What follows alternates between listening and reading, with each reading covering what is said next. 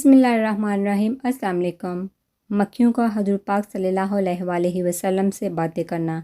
ایک دن آقا کریم صلی اللہ علیہ وآلہ وسلم اسلامی لشکر کے ساتھ جہاد کے لیے تشریف لے جا رہے تھے۔ راستے میں ایک جگہ پرواہ کیا اور حکم دیا کہ یہیں پر جو کچھ کھانا ہے کھا لو۔ جب کھانا کھانے لگے تو صحابہ کرام رضی اللہ تعالیٰ عنہ نے عرض کی، یا رسول اللہ صلی اللہ علیہ وآلہ وسلم، روٹی کے ساتھ سالن نہیں ہے۔ پھر صحابہ نے دیکھا کہ ایک شہد کی مکھی ہے اور بڑے زور زور سے بنبناتی ہے۔ عرض کیا، یا رسول اللہ صلی اللہ علیہ وآلہ وسلم، یہ مکھی کیوں شور مچاتی ہے؟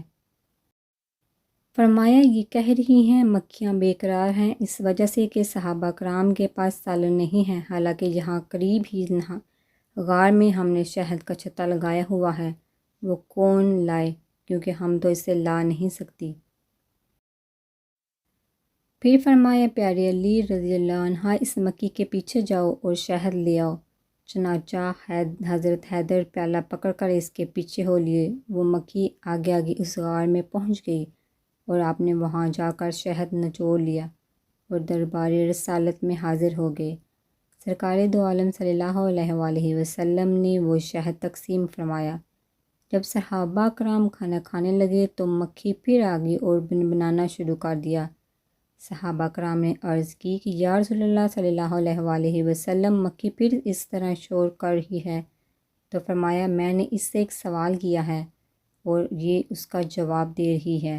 میں نے اس سے پوچھا کہ تمہاری خوراک کیا ہے؟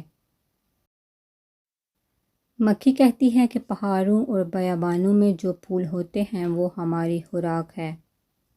رسول پاک صلی اللہ علیہ وآلہ وسلم نے پوچھا، پھول تو کڑوے بھی ہوتے ہیں، پھیکے بھی، بدمزہ بھی ہوتے ہیں، تو تیرے منہ میں جا کر نہایت شیریں اور صاف شہد کیسے بن جاتا ہے؟ تو مکھی نے جواب دیا، یا رسول اللہ صلی اللہ علیہ وآلہ وسلم، ایک امیر اور سردار ہے۔ جب ہم پھولوں کا رس چوستی ہیں تو ہمارا امیر آپ صلی اللہ علیہ وآلہ وسلم کی ذات اقدس پر درود پاک پڑھنا شروع کرتا ہے اور ہم بھی اس کے ساتھ مل کر درود پاک پڑھتی ہیں تو وہ بدمزہ اور کڑوے پھولوں کا رس درود پاک کی برکت سے میٹھا ہو جاتا ہے اور اس کی برکت اور رحمت کی وجہ سے وہ شہد شفا بن جاتا ہے۔